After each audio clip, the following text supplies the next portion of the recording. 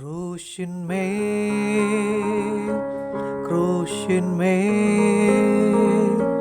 കാണുന്ന താരിതാ പ്രാണനാഥൻ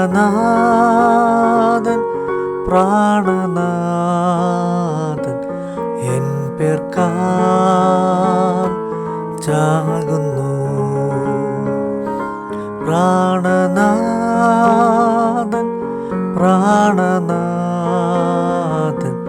എൻ പേർക്കായി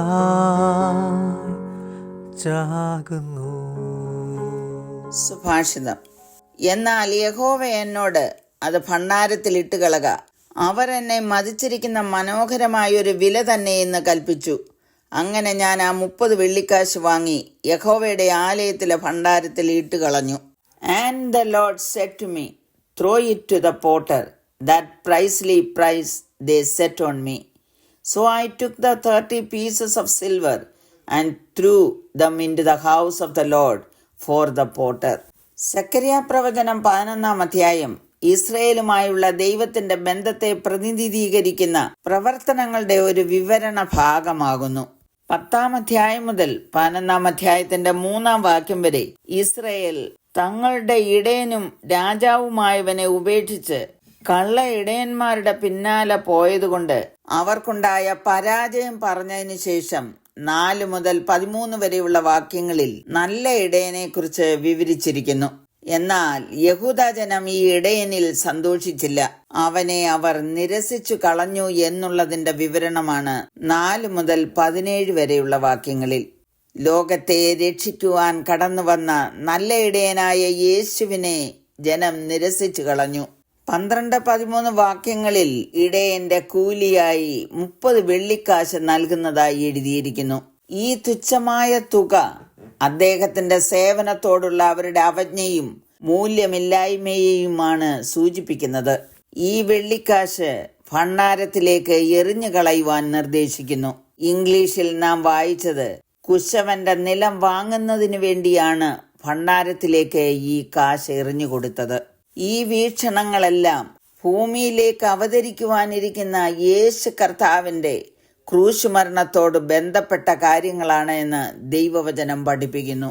പുരാതന ഇസ്രയേലിന്റെ സാംസ്കാരികവും ചരിത്രപരവുമായ പശ്ചാത്തലത്തിൽ 30 വെള്ളിക്കാശ് എന്ന് പറയുന്ന വില എന്താണെന്ന് പുറപ്പാട് പുസ്തകം 21-ാം അധ്യായത്തിന്റെ 32-ാം വാക്യത്തിൽ എഴുതിയിരിക്കുന്നു. അതനുസരിച്ച് കാളകുത്തിയ അടിമയ്ക്കുള്ള നഷ്ടപരിഹാരമായിരുന്നു 30 വെള്ളിക്കാശ്.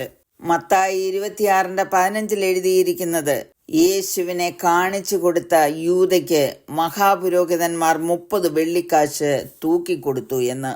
എന്നാൽ യേശുവിനെ ശിക്ഷ വിധിച്ചു എന്ന് കണ്ടപ്പോൾ യൂദ അനുതപിച്ച ആ 30 വെള്ളിക്കാശ് മഹാപുരോഹിതന്മാരുടെയും മൂപ്പന്മാരുടെയും അടുക്കൽ മടക്കി കൊണ്ടുവന്നു. ഞാൻ കുറ്റമില്ലാത്ത രക്തം കാണിച്ചു കൊടുത്തു എന്ന് പറഞ്ഞ് ആ വെള്ളിക്കാശ് മന്ദിരത്തിൽ എറിഞ്ഞു.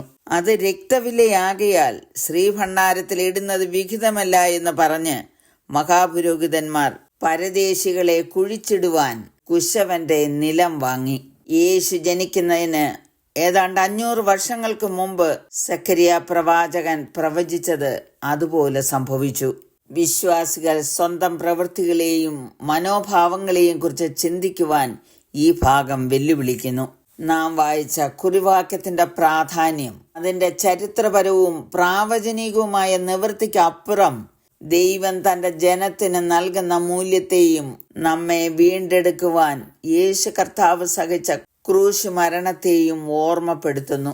യേശുവിനെ 30 വെള്ളിക്കാശിന് ഒറ്റയ്ക്ക് കൊടുത്ത യൂദായുടെ പ്രവർത്തനങ്ങളെക്കുറിച്ച് ചിന്തിക്കുമ്പോൾ നാമും നമ്മെ തന്നെ ഒന്ന് വിലയിരുത്തണം. നമ്മുടെ സ്വന്തം പ്രവൃത്തികളും മനോഭാവങ്ങളും യേശുവിനെ ഒറ്റയ്ക്ക് കൊടുക്കുന്നതാകുന്നുവോ എന്ന് ചിന്തിക്കുവാൻ ഇടയാകട്ടെ. നമ്മുടെ ഓരോരുത്തരുടെയും ജീവിതത്തിൽ യേശു കർത്താവിന് കൊടുക്കുന്ന വില എന്താകുന്നു? കുശവന്റെ നിലം വാങ്ങുവാൻ വളരെ തുച്ഛമായ വില കൊടുത്താൽ മതിയാകും. കാരണം മറ്റൊന്നുമല്ല, അവന്റെ നിലത്തിലെ കളിമണ്ണ് കൊണ്ടാണ് അവൻ പണി ചെയ്യുന്നത്.